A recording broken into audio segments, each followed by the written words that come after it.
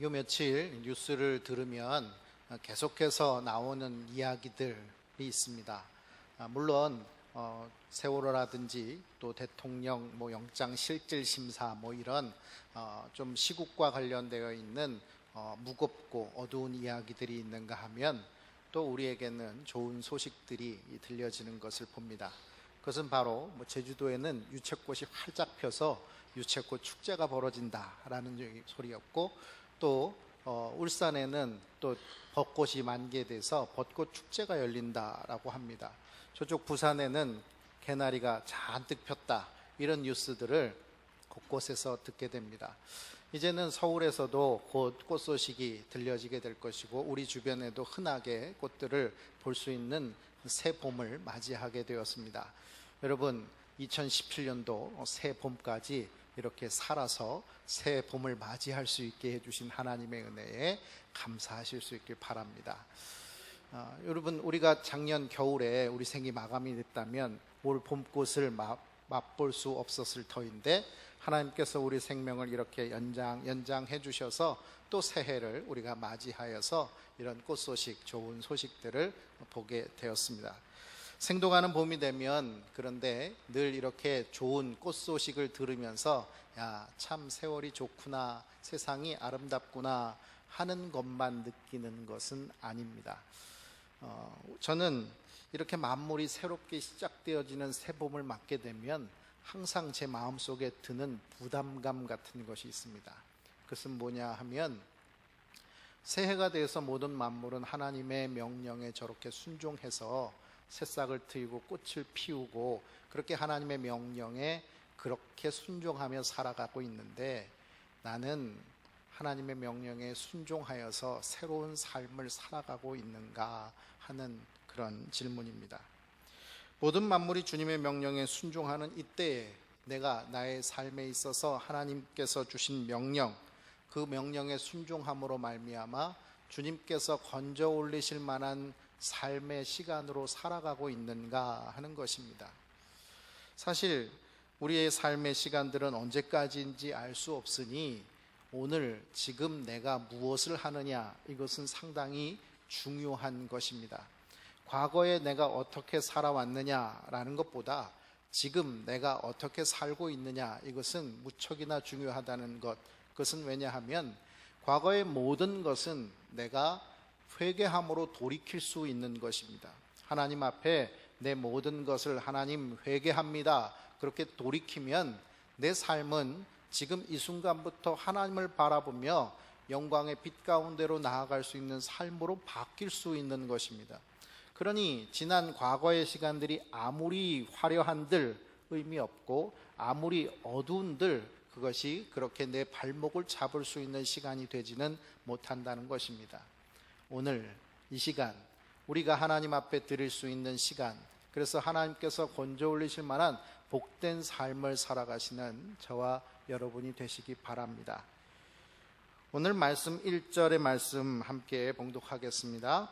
아브람이 99세 때에 여호와께서 아브람에게 나타나사 그에게 이르시되 나는 전능한 하나님이라, 너는 내 앞에서 행하여 완전하라. 아멘. 제가 창세기 강의 42번째 말씀을 지난 2월 22일에 전하고 한 달 동안 우리 전사님들이 이제 말씀을 전하는 시간들을 가졌습니다. 한 달의 시간이 지나고 우리가 이 말씀을 접하게 되는데 꽤 많은 시간이 지난 것 같죠. 그런데 성경책으로 보면 16장에서 17장까지는 그냥 종이 한 장만 넘기면 되는 시간이 흐른 겁니다. 한 장을 넘기는데 여러분 얼마나 걸릴까요? 이 한 장을 넘기시는데 0.1초 이 정도나 걸릴까요? 그런데 성경은 이 한 장이 넘어가는데 13년이 흘렀다라고 얘기를 하고 있습니다. 창세기 16장의 마지막 절에는 아브라함의 나이를 86세라고 얘기하고 있는데 17장 1절에서는 99세라고 얘기하고 있으니까 13년이 흘러간 겁니다. 여러분, 13년의 시간이 그냥 한 장 훅 지나가는 그런 시간으로 흘러갔다. 여러분 어떻게 생각하십니까?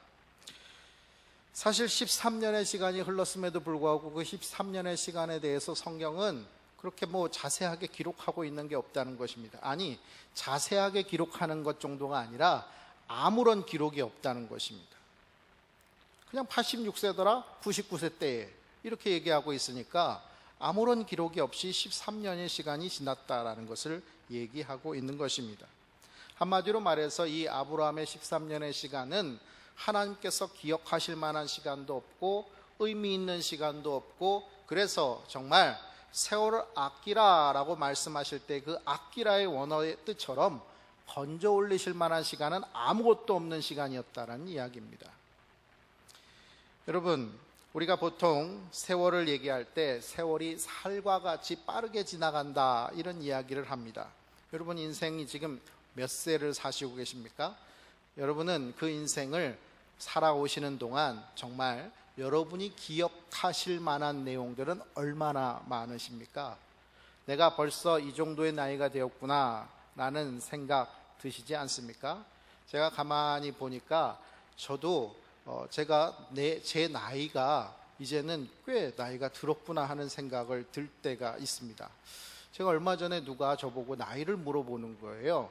그래서 제가 그냥 슉 대답을 했는데 뭔가 이상한 거죠. 그래서 가만히 생각을 해서 세어보니까 제 나이를 제가 2살이나 적게 얘기를 했더라고요. 그러니까 제 마음속에는 맨날 나이가 몇 살입니다 이런 얘기를 하면서 사는 것도 아니고 무슨 초등학교나 중학교처럼 학년마다 이렇게 학년이 올라가서 나이가 먹었다 이런 거를 재는 때도 아니니까 별로 생각 안 하고 살고, 그리고 이 정도 되면은 누가 나이가 몇 살입니까 이렇게 물어보는 사람도 별로 없기 때문에 별로 이렇게 나이에 대해서 신경 안 쓰고 살았는데, 그 사람이 저보다 1살 적은 사람이었는데 제가 2살을 적게 말했으니 그 사람이 저보다 나이가 많은 사람이 돼버리잖아요. 그래서 그렇다고 해서 또 갑자기 나이가 제가 더 많습니다 말하기도 애매하고 이상하게 관계가 됐었는데, 아무튼 제가 그렇게 생각을 하게 된 이유, 제 삶의 시간이 어떻게 지나가는지를 잘 모르고 있었지 않았나라는 생각을 해보게 됐습니다. 살같이 빠르게 지난다 라고 얘기하는데, 사실 이 살같이 빠르게 지나는 시간이 나이가 들수록 더 빨라지는 것 같은 느낌. 사실 시간은 하루에 24시간이 흘러가고, 그리고 이 1시간은 60분으로 되어 있고 1분은 60초로 되어 있는 이 시간의 흐름은 10년 전이나 20년 전이나 똑같을 터인데 왜 10년 전보다 지금이 더 빠르게 지나가는 것만 같은가? 그냥 내 느낌인가? 사실 심리학적으로는 그 이유가 있다는 겁니다. 나이가 들수록 그 사람의 삶이 늘 반복되는 일상이고 단조로운 일상이기 때문에 기억할 만한 것이 없어서 그냥 하루를 사는데 아무것도 기억나는 게 없으니까, 일주일 사는데 아무것도 기억나는 게 없으니까, 한 달을 살아도 아무것도 기억나는 게 없으니까, 1년을 살았는데 아무것도 기억나는 게 없으니까 그냥 1년이 훅 지나가 버린 것처럼 생각된다는 것입니다. 우리가 연말 되고 연초 되면 다사다난했던 한 해 이런 얘기 많이 하는데, 정말 다사다난했던 것 같은데 기억나는 건 별로 없는 거죠. 내 삶에 별로 의미 있는 것, 중요한 것 이런 것이 없는 삶을 그냥 살아가고 있다라는 것입니다. 여러분, 언젠가부터 우리 사회에서는 한 방에 훅 간다 이런 유행어가 쓰이고 있습니다. 야, 너 그러다 한 방에 훅 가 이런 소리를 하는데, 사실 한 방에 훅 간다 이렇게 살다가 보면 어느 순간 한 방에 훅 가서 내 삶의 마지막 순간에 다다라 있을지도 모른다는 것입니다. 그때 내 삶은 어떠할까요? 오늘 이 아브라함은 하나님과의 영적 교제가 끊어져 있는 상태였기에 13년의 시간이 한 방에 훅 지나가 버렸습니다. 이스마엘에게 빠져서 이 이스마엘이 내 삶의 지경을 넓혀주고 내 후손을 낳아주고 나를 이름을 명예롭게 만들어줄 사람이라고 생각하면서 이 이스마엘에게 빠져 만족하고 있는 시간 속에 살 때 13년의 시간이 훅 지나가 버렸다는 것입니다. 이처럼 우리의 인생도 무의미하게 흘러가지 않도록 오늘 아브라함을 찾아오셔서 하나님께서 그를 만나주시고 새로운 약속을 주실 때 아브라함이 그 약속을 붙들었듯이 오늘 이렇게 의미 없이 한 해, 두 해를 보내고 새로운 봄을 맞이했지만 그저 꽃 구경 정도밖에 하지 못하는 우리의 인생에 하나님의 약속을 주셔서 그 약속을 붙들고 새롭게 살아가시는 저와 여러분이 되시기 바랍니다. 여러분, 우리는 지금 예배의 자리에 나와 있습니다. 제가 한번 묻죠. 여러분이 오늘 2017년 3월 29일 오후 7시 54분 지금 이 시간 여기 있는 것과 저 제주도에서 유채꽃을 보고 사진을 찍고 있는 여러분의 모습을 한번 상상해 보십시오. 그러면 여러분한테는 어떤 게 더 기억에 남을까요? 어떤 게 더 의미 있을까요? 유채꽃. 솔직하게 말씀해 주셔서 감사합니다. 그런데 주님, 저는 여러분에게 이렇게 도전하고 싶습니다. 만일 여러분이 유채꽃을 보러 가는 시간이 아닌 예배의 시간으로 이 자리에 남아 있었다면 적어도 10년이 지나고 20년이 지났을 때 내가 유채꽃과 함께 사진을 찍었던 그 의미보다 이 자리에서 말씀을 듣고 예배했던 그 의미가 더 귀해야 되지 않겠습니까? 그래야 지금 여기 여러분이 앉아있는 시간에 대한 후회가 없고 더 깊은 의미가 여러분의 삶을 지배하게 되지 않겠습니까? 오늘 하나님께서 여러분을 만나주시기 위해서 여러분을 이 자리에 불러주셨습니다. 많고 많은 삼각의 성도들이 있지만 그들 모두를 초청했지만 그 초청에 응하신 분들은 그리 많지 않습니다. 그런데 그렇게 초청에 응하지 않고 유채꽃을 보러 가고 벚꽃을 보러 가고 개나리 꽃 앞에서 사진을 찍는 사람보다 이 예배의 자리에 있는 사람들이 의미가 더 없다면 그것이 무슨 의미가 있겠습니까? 진정 하나님께서 여러분에게 주신 이 은혜의 시간에 여러분이 은혜 받고 그래서 여러분의 삶에 있어서 가장 큰 의미를 새김으로 말미암아 여러분이 10년이 지나도 20년이 지나도 이 2017년 3월 29일 7시 55분의 시간은 내게 가장 의미 있는 시간이었다라고 그렇게 묵상하실 수 있는 복된 삶을 사시기 바랍니다.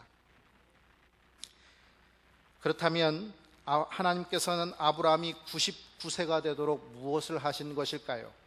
86세의 아브라함 그리고 99세의 아브라함 13년의 시간 동안 아브라함이 살아가는 삶의 시간 동안 왜 하나님은 그에게 나타나시지 않으신 걸까요? 우리는 보통 사람 중심으로 성경을 읽게 되면 하나님이 아브라함으로부터 떠나 계셨다라고 생각하기가 쉽습니다. 그런데 성경은 그 아브라함의 13년의 시간을 기록하고 있지 않고 오직 하나님이 아브라함을 찾아오신 그 시간을 기록하고 있다는 점을 주목하셔야 됩니다.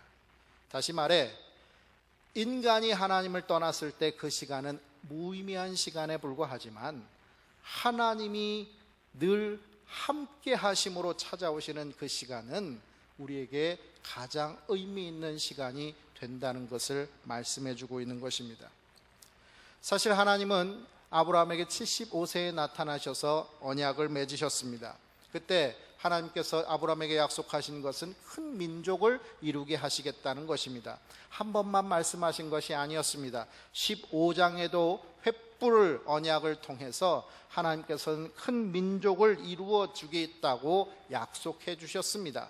그때 이 아브라함은 나는 후사가 없어서 다메섹 엘리에셀 자기 종이 후손이 되겠다라고 얘기하고 있을 때 아니라고 말씀하셨습니다. 분명히 하나님은 내게서 날짜라고 얘기하셨습니다. 그러면 하나님은 약속하셨는데 그 약속은 99세 24년이 지나도록 아무런 진적이 없는 것입니다.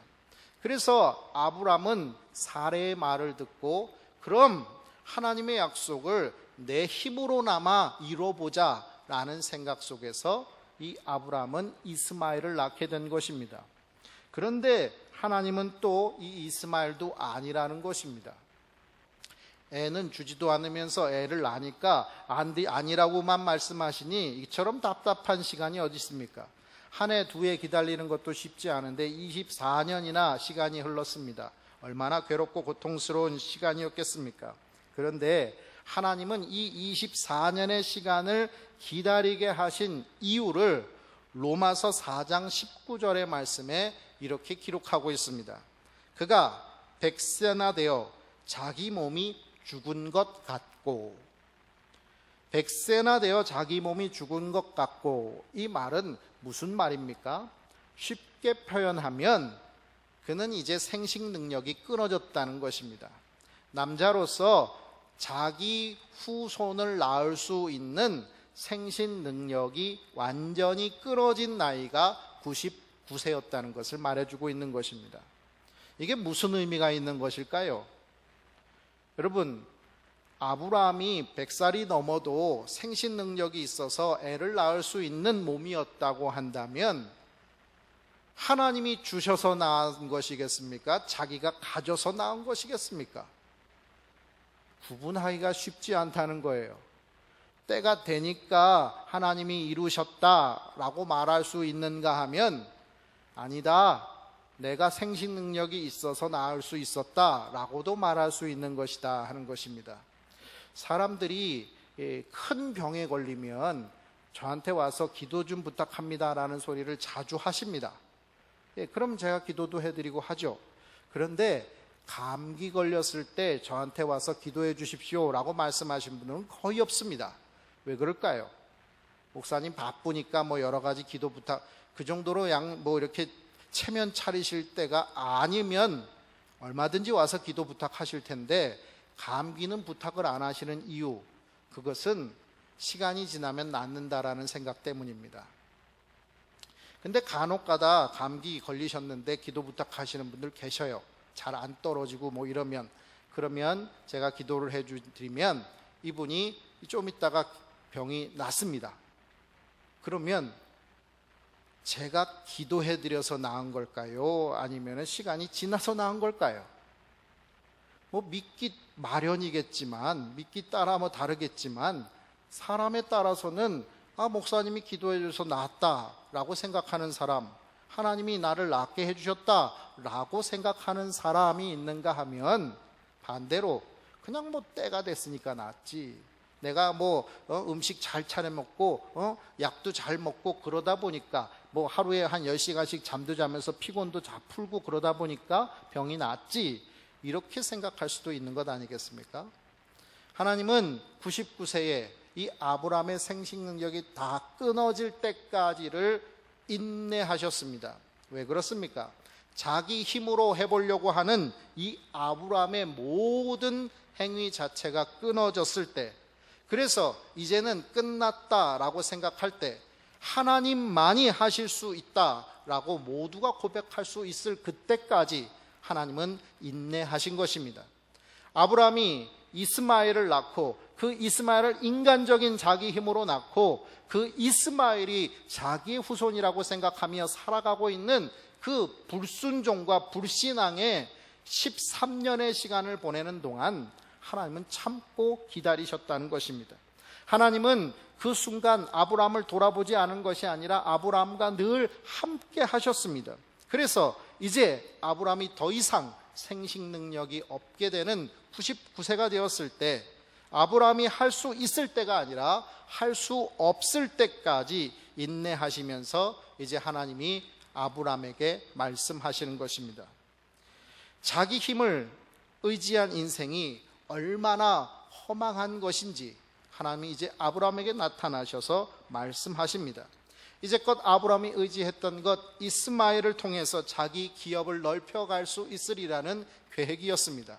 그런데 하나님 그것 아니라는 것입니다. 그러면 자기가 이제까지 계획했던 것 다 무너지는 것 아닙니까? 자기가 평생 이제까지는 힘도 있었고 자기가 할 수 있다는 자신감도 있었을 때였는데, 근데 이제는 생식 능력이 끊어지고 나는 할 수 없다고, 나는 이제 끝났다라고 생각하는 그때 진짜 끝장나는 걸 보여주신 겁니다. 지금까지 쌓아놨던 게 와르르 무너지는 것을 보여주시는 겁니다.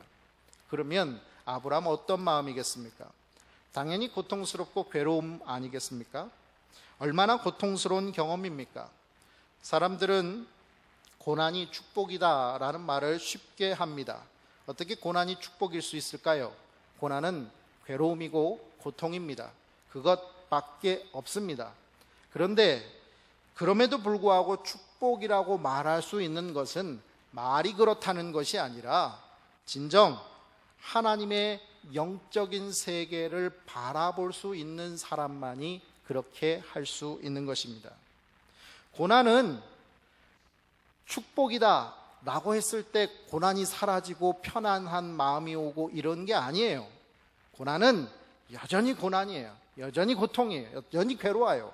그런데 고난이 축복이라고 말할 수 있는 것은 내가 어찌할 수 없는 이 고난 때문에 하나님을 찾게 되고 하나님을 의지하게 되고 하나님 앞에 항복하게 되는 것, 이것이 바로 축복이라는 것입니다. 아브라함은 지금 고통의 시간을 보내고 있습니다. 자기가 쌓아왔던 것, 의지했던 것이 한순간에 무너지면서 하나님이 아니라 하시니 지금까지 살아왔던 자기 삶이 다 부정되어지는 것이니 얼마나 고통스럽겠습니까? 그런데 그 순간이 그에게 축복이었던 것은 바로 하나님이 그를 만나주시면서 바로 이 아브라함이 인간적으로 쌓았던 모든 것을 무너뜨리고 이제 하나님의 뜻 앞에 자기를 부복하게 되는, 무릎 꿇게 되는 순간이 바로 이 순간이기 때문인 것입니다. 이 순간이 없었다면 아브라함은 아브라함으로 끝나는 거지 아브라함으로 살아갈 수는 없었습니다. 아브라함은 이스마엘밖에 얻지 못했지 이삭이라는 아들을 낳을 수 없었던 것입니다. 아브라함은 그 조그만한 족속의 족장일 수는 있었는지 모르지만 열국의 아버지가 될 수는 없었던 것입니다. 바로 이 무너짐의 순간, 이 고통의 순간이 바로 하나님 앞에 무릎 꿇는 순간이 되었을 때 그의 삶은 전혀 다른 삶으로 뒤바뀌어지게 된 것입니다. 오늘 우리는 이렇게 기도할 수 있길 원합니다. 내 힘으로 이루려 했던 모든 일들이 실패하게 하여 주시옵소서 기도할 수 있기를 바랍니다. 오직 내 삶의 모든 것이 내 수준에 오른 것이 아니라 하나님의 역사로 이루어질 수 있게 해달라고 기도할 수 있는 저와 여러분이 되실 수 있길 바랍니다. 한번 따라해 보시기 바랍니다. 내 힘으로 이루려 했던 모든 일이 실패하게 하소서, 망하게 하소서. 점점 줄어들죠? 여러분, 그게 망해야 여러분이 사는 줄 믿으시기 바랍니다. 여러분의 힘으로 쌓으려고 했던 것이 성하면 성할수록 자기 힘이 센 사람은 절대로 예수 믿지 않습니다. 부족함이 없는데 뭐하러 예수 믿습니까?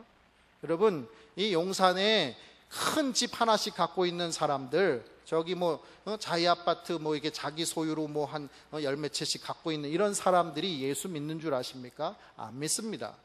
왜요? 병 들면 돈으로 해결할 수 있다고 생각하고 힘이 있으니까 권력으로 해결할 수 있다고 생각하고 이런 사람들 예수 안 믿습니다.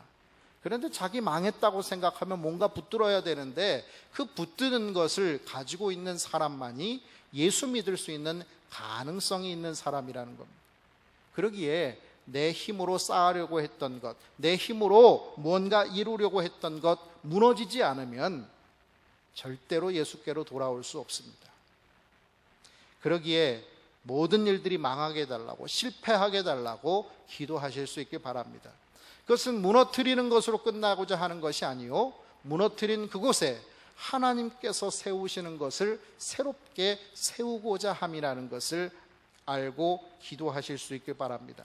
그래서 이 기도는 망하게 해달라고만 기도하시면 안 돼요. 그러면 망하기만 하면 끝장나는 거니까 망하게 해달라고, 다 무너지게 해달라고, 다 실패하게 해달라고 하신 다음에 반드시 하나님의 역사를 이루게 해 주십시오라고 기도할 수 있어야 됩니다. 하나님은 생식 능력을 잃고 늙은 아브라함, 이제는 자기 힘으로 이룰 수 있는 것이 없다고 생각하는 아브라함에게 나타나셔서 자신이 누구신지를 밝히십니다. 나는 전능한 하나님이라. 여러분, 하나님은 자기 자신을 아브라함에게 밝히세요. 여러분, 우리 교회 이름이 무엇입니까? 삼각교회입니다. 삼각교회. 뿔각자 쓰는 삼각지에 있는 삼각교회, 그래서 삼각교회라고 여러분 이 교회 이름을 그렇게 알고 계시지 말기 바랍니다. 전국에는 삼각교회라는 이름을 가진 교회가 딱 두 교회가 있습니다. 광주 삼각동에 있는 삼각교회, 그리고 이 용산구 삼각지에 있는 삼각교회, 두 교회입니다. 그런데 거기는 삼각동이니까 삼각교회, 보통 교회 이름이 동 이름 따가지고 많이 짓지 않습니까? 뭐 이문동교회, 청량리 중앙교회 뭐 이런 식으로, 뭐 구로동교회 뭐 이런 식으로 동 이름 많이 지으니까 거기는 그냥 동 이름 따서 지은 겁니다. 우리는 삼각교회입니다. 삼각지교회가 아니라. 왜 삼각교회일까요? 저는 이 교회에 부임하고서 우리 교회 이름을 놓고 많이 기도했었습니다. 뭐 삼각교회라고 하니까 제 부임하기 전부터 뭐 삼각교회라는 옛날 그 세모 사건 일어나고 뭐 이랬을 때 이단교회 뭐 이래가지고 그 교회가 삼각교회라고 이름이 불려져 가지고 제가 이 교회 부임해서 간다고 그러니까 저희 교회에 있던 어르신들이 거기 이단교회인데 왜 거길 가냐고 이렇게 얘기하시는 분들이 계셨어요, 실제로. 예. 그리고 몇 년 전만 해도 저 충신교회 권사님이 삼각교회 이단 아니냐고 이렇게 얘기하시는 분도 계셨어요. 우리 노예, 우리 시찰의 소속의 교회 권사님이 우리 교회를 보고, 그 정도로 우리 교회 이름은 악명이 높은 이름인 거예요.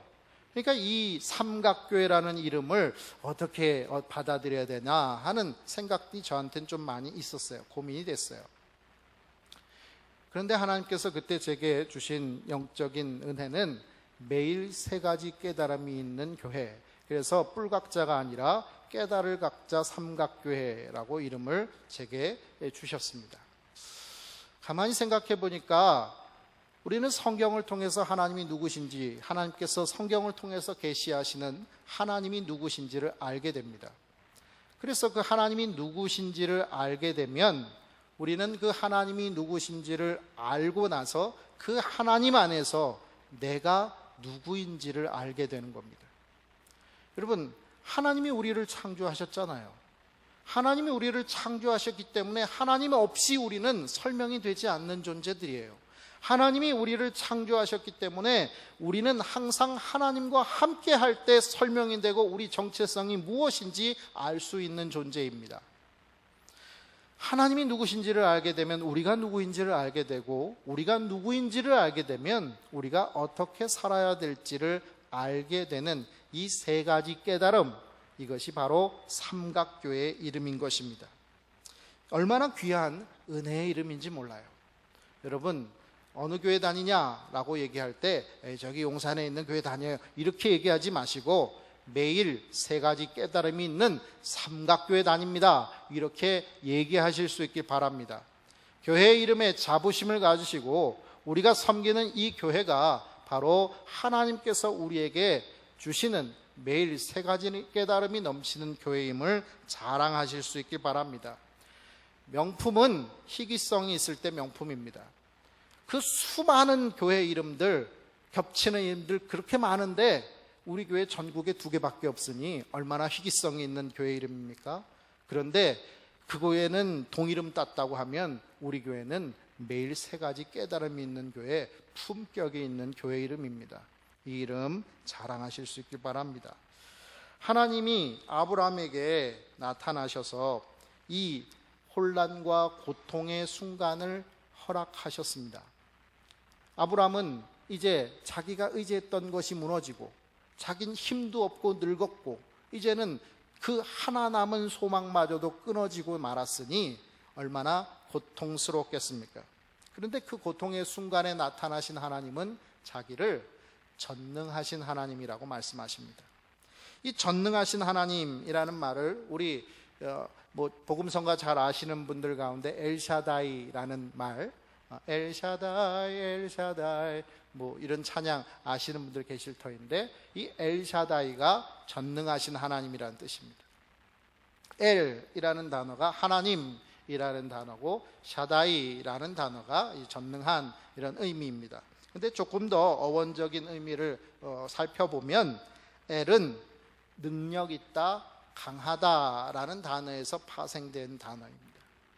그리고 샤다이라는 말은 뭐뭐 하는 자와 충분하다라는 뜻이 담겨 있는 단어. 그래서 이 단어의 뜻을 우리 풀어서 설명하면 자기 스스로 충족되신 분이라는 의미입니다. 한마디로 말해서 하나님은 하나님 한 분만으로 완벽하신 분이라는 거예요. 바로 이 하나님이 때로 이 모든 것이 이제 끝났다라고 실패한 상황 속에 있는 우리들, 나는 이제 아무것도 할 수 없다라고 무기력 속에 빠져 있는 우리들에게 주님이 오신다면, 주님 없을 때 나는 실패자요 무기력한 자이지만 주님이 자기 스스로 완벽하신 분, 충족되어 계신 그분이 오시면 우리는 완벽해지는 것입니다. 주님이 나는 전능한 하나님이라 이 아브라함의 실패의 자리, 무너진 자리에 함께 하심으로 말미암아 이 아브라함은 실패자도 무기력한 자도 아닌 하나님으로 인해서 모든 것이 충족된 자로 변화되어지는 순간이 바로 창세기 17장 1절의 말씀 속의 상황인 것입니다. 우리가 빌립보서 4장 13절, 우리가 늘 암송하는 구절이 있죠. 내게 능력 주시는 자 안에서 내가 모든 것을 할 수 있느니라. 우리는 후반절만 좋아합니다. 내가 모든 것을 할 수 있다, 아자 이러면서.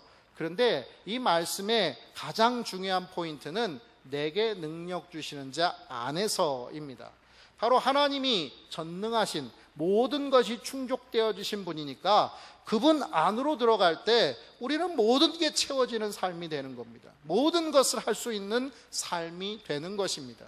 그러기에 내게 능력 주시는 자 안에서 내가 모든 것을 할 수 있느니라 라는 이 말씀은 바로 창세기 17장 1절 나는 전능한 하나님이라, 이 말씀 속에 이 말씀이 들어있는 것입니다.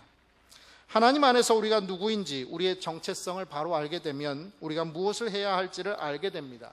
성도는 거룩하게 살아야 성도이구나, 그리스도인은 그리스도를 닮아가는 삶을 살아야 그리스도인이구나, 빛과 소금이라는 것은 빛으로 어둠을 이기고 소금으로 세상에 맛을 내며 살아가야만 빛이구나, 소금이구나 하는 것을 알게 된다는 사실입니다.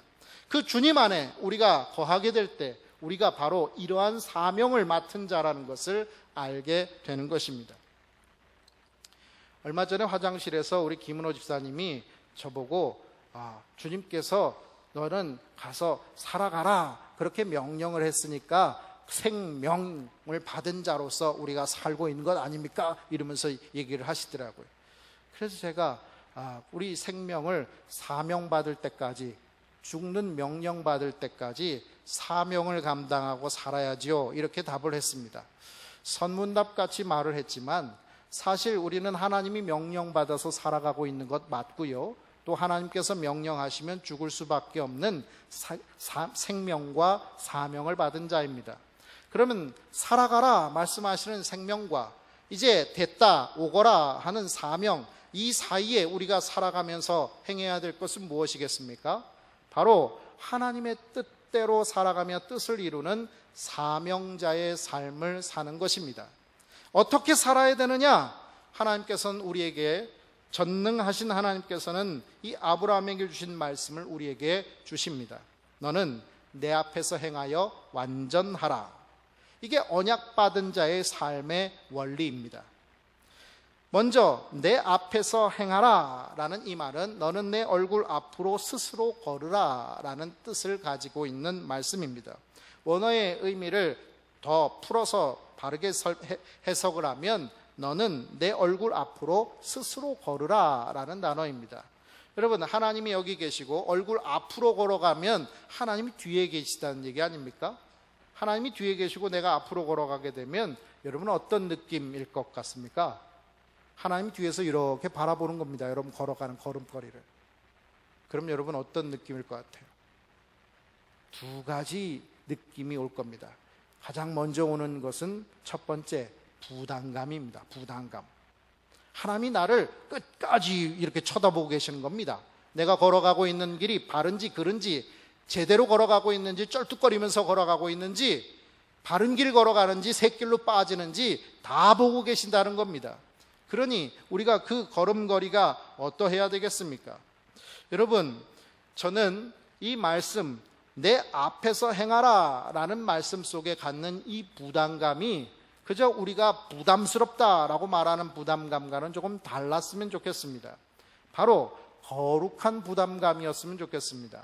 하나님 보시니까 거북스러운 게 아니라 하나님 보시니까 더 잘해야지, 하나님 보시니까 바로 살아야지, 하나님이 보고 계시니까 내가 거짓과 죄와 타협하며 살지 말아야지, 이렇게 생각할 수 있는 진정 하나님을 의식하면서 살아가는 거룩한 부담감을 가지실 수 있길 바랍니다. 두 번째, 하나님이 바라보신다면 갖게 되는 감정은 든든함입니다. 여러분, 아버지가 내 뒤에서 이렇게 바라봐 주시면 딸이 어두운 길 걸어간다고 해서 겁나겠습니까? 아버지가 다 봐준다는데 뭐 겁나는 게 있습니까? 아버지가 함께 지켜준다는데 겁날 것 없습니다. 여러분, 나의 등 뒤에서 나를 도우시는 분이라는 찬양은 우리 주님께서 내 앞에서 행하라 라는 이 말씀을 우리의 입장에서 고백하고 있는 찬양인 것입니다. 주님이 뒤에서 봐주신다는데, 그분이 우리의 뒤에서 힘이 되어주시고 도우시는 분이 된다는데 얼마나 든든하며 나의 삶이 얼마나 은혜 가득한 삶이 되겠습니까? 주님께서는 두 번째로 내 앞에서 행하라, 완전하라 라고 말씀하십니다. 완전이라는 말은 히브리어 타밈이라는 단어인데요, 하나님께 바치는 제물로 사용되는 흠이 없는 동물, 바로 흠이 없다라는 의미를 갖고 있습니다. 또 동물이 아닌 사람의 의미로 사용되어질 때는 도덕적으로 성실하고 깨끗한 자로서 하나님과 친교를 나눌 수 있는 사람을 바로 이 완전하다라는 표현으로 사용하고 있습니다. 여러분, 인간이 하나님 앞에서 흠이 없을 수 있을까요? 인간이 하나님 앞에서 완전할 수 있겠습니까? 그런데 마태복음 5장 48절에는 그러므로 하늘에 계신 너희 아버지의 온전하심과 같이 너희도 온전하라 이렇게 말씀하고 있습니다. 이 온전하다라는 단어는 영어로 perfect, 완전해야 된다는 얘기. 어떻게 우리가 완전할 수 있어요? 어떻게 하나님과 같이 완전해질 수 있겠습니까? 근데 성경은 그 길을 우리들에게 가르쳐주고 있습니다. 나는 못합니다, 나는 하나님처럼 그렇게 못합니다, 이렇게 두 손 이렇게 손짓하고 그러지 말라는 거예요. 여러분, 고린도후서 12장 9절 말씀 한번 찾아보시기 바랍니다. 고린도후서 12장 9절, 신약성경 299쪽의 말씀입니다.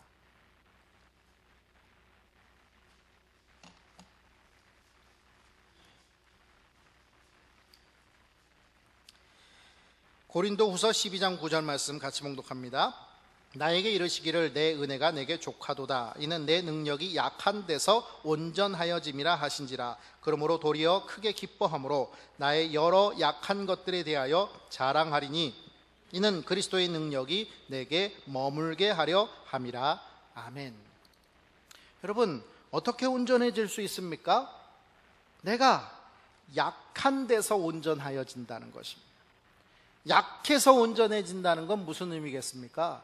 바로 내가 약한 그 모든 것으로 인해서 하나님을 의지하게 됨으로 온전하게 된다는 것입니다. 내가 성경 많이 읽어서 예배 많이 드려서 기도 많이 해서 온전해지는 게 아니라는 것입니다. 내가 그렇지 못한 자라는 것을 늘 인정하고 하나님을 의지함으로 인해서 나는 죄인입니다 고백하면서 하나님을 의지하고 나는 연약합니다 라고 고백하면서 하나님을 의지하면서 우리는 온전해질 수 있다는 것을 말해주는 것입니다. 결국 전능하신 하나님 앞에서 나는 아무것도 한 것이 없음을 인정하면서 모든 것이 하나님의 은혜임을 고백하고 하나님께 영광 돌리는 삶을 살아가라, 이것이 너는 내 앞에서 행하여 완전하라 하는 언약받은 자의 삶의 원리인 것입니다. 이제 하나님께서는 아브라함에게 새롭게 언약을 갱신해 주십니다. 창세기 15장에 횃불 언약을 주셨는데 다시 언약을 갱신해 주시는 이유가 무엇입니까? 언약이 다르기 때문이 아니라 상호 보완적이기 때문입니다. 15장 17장 공의 하나님이 누구신가 하는 계시로 하나님은 말씀하십니다. 나는 하나님이라, 나는 여호와니라, 이렇게 15장도 17장도 말씀하고 계십니다. 또 모두 아들을 주시겠다 약속하십니다. 그런데 17장에는 그 어머니가 누구가 되는지를 분명하게 말씀하고 있습니다. 15장에는 어머니가 누군지 말씀 안 하고 있으니까 하갈이 나도 하나님께서 약속하신 것을 이루는 건 아니냐, 사례가 이런 말투로 이야기를 합니다. 그런데 17장에는 사례가 분명 사라라는 이름으로 어머니가 될 것이다 라고 약속하고 계십니다. 세 번째, 모두 많은 자손과 영토를 주시겠다고 약속하십니다. 그런데 17장에는 아브라함의 자손의 영원한 소유가 될 것이라는 사실을 더하고 계십니다. 15장에 아브라함은 언약을 맺는데 아무런 역할을 하고 있지 않지만 17장에는 언약을 체결한 후에 이 할례의 행위를 행하고 있는 것을 보게 됩니다. 한마디로 말해서 15장의 언약을 조금 더 분명하게 확실하게 보완하고 있는 언약의 내용이라는 것을 알 수가 있습니다. 그리고서 4절부터 5절 말씀은 이렇게 말씀을 맺고 있습니다. 같이 봉독합니다. 보라, 내 언약이 너와 함께 있으니 너는 여러 민족의 아버지가 될지라. 이제 후로는 내 이름을 아브람이라 하지 아니하고 아브라함이라 하리니 이는 내가 너를 여러 민족의 아버지가 되려 함이니라. 아멘. 여러분, 이름 짓는 것 쉽게 짓지 않습니다. 물론 옛날에는 자녀들을 많이 낳고 그러니까 자녀가 귀한 줄을 모르고 또 나도 뭐 한두 명씩은 어렸을 때 100일도 지나기 전에 죽는 경우들이 다반사였기 때문에 그렇게 자식에 대해서 큰 의미를 두지 않았는지, 아니면 그 이름들을 짓는 데 있어서 별 그렇게 큰 의미들을 두고 있지 않은 모습을 보게 됩니다. 그래서 뭐 딸 많은 집에는 이제 더 이상 딸 안 낳겠다 하시면 딸막이, 그래서 딸막, 이제 막둥이, 딸막둥이 뭐 이래가지고 뭐 이런 식으로, 아니면은 무슨 개똥이 뭐 이래가지고 그런 이름들 막 지어 놓습니다. 그런데 이제 자녀들을 조금 낳게 되면서 그 자녀가 소중하다라고 생각하는 그때부터는 이름을 그냥 짓지 않습니다. 이름 하나 그냥 지으면 될 터인데 장명소에다 수십만 원, 수백만 원 주면서 이름을 짓기 시작을 합니다. 여러분, 또 이름 짓고 나서도 잘 안 풀린다 싶으면은 누구 찾아갑니까? 점쟁이 찾아가서 뭐 합니까? 이름 바꿔야 됩니다. 이 소리 듣습니다. 이름이 그만큼 중요하다는 것 세상적으로도 말을 하고 있는데 성경에서는 더 큰 의미를 두고 있습니다. 성경에서는 이 위대한 하나님의 일꾼들의 이름들이 계속 바뀌어지게 되는 것을 보게 됩니다. 아브라함이 아브라함으로 바뀌었듯 야곱이 이스라엘로, 시몬이 베드로로, 사울이 바울로 이렇게 이름들이 바뀌어지는 것을 보게 됩니다. 그 이름이 바뀌어지는 것, 그것은 주님이 바꿔주셨습니다. 자기가 바꾼 게 아닙니다. 하나님이 바꿔주셨다는 거예요. 하나님이 왜 바꿔주셨냐? 그들의 이전 삶과는 전혀 다른 삶을 살게 해 주시겠다고 바꿔주신 것입니다. 아브람도 마찬가지입니다. 이제 아브람의 이름을 아브라함으로 바꾸신다는 것은 그의 삶에 일대 대변혁이 일어나게 된다는 것을 예고하고 계시는 것이라는 것을 알 수가 있습니다. 여러분, 아브람이라는 말은 높은 아버지라는 뜻입니다. 사레라는 이름은 공주라는 이름이에요. 근데 아브라함은 열국의 아버지요, 사라는 열국의 어미입니다. 여러분, 높은 아버지, 공주, 어떤 느낌입니까? 바로 그 아버지들이 이 이름을 지었다고 한다면 이 이름들은 한마디로 말해서 자식이 높아지고 자식이 잘 되기를 바라는 부모의 마음이 들어있는 이름이겠죠. 한마디로 말해서 잘 되고 명예로워지는 자기 삶에 있어서의 이름인 것입니다. 그런데 하나님이 바꾸시는 이름은 이제 자기 혼자 배불리 먹고 자기 가족끼리 명예롭고 이런 이름이 아니라 열국을 품는 하나님의 역사를 이루는 이름이 되었다는 것입니다. 한마디로 하나님의 사명자로서의 이름이 되었다라는 것을 말해주는 것입니다. 이름은 하나님이 주시고 그 이름대로 살게 하시는 분 또한 하나님이시라는 것을 우리는 성경에서 보게 됩니다. 결국 하나님이 이제 이 아브라함을 개인의 높은 아버지가 아니라 열국의 아버지로, 이 사례를 그냥 예쁘고 아름다운 공주의 삶으로 존귀하게 사는 삶이 아니라 열국의 어미로 살아가게 만드시겠다는 약속인 것입니다. 여러분, 옛날 알렉산더 대왕이 자기랑 이름이 똑같은 병사 하나가 있었습니다. 실화입니다. 그런데 이 알렉산더 대왕과 똑같은 이름을 가지고 있는 병사는 용감하지도 않고 생활도 그렇게 부지런하거나 용맹스럽지도 않았습니다.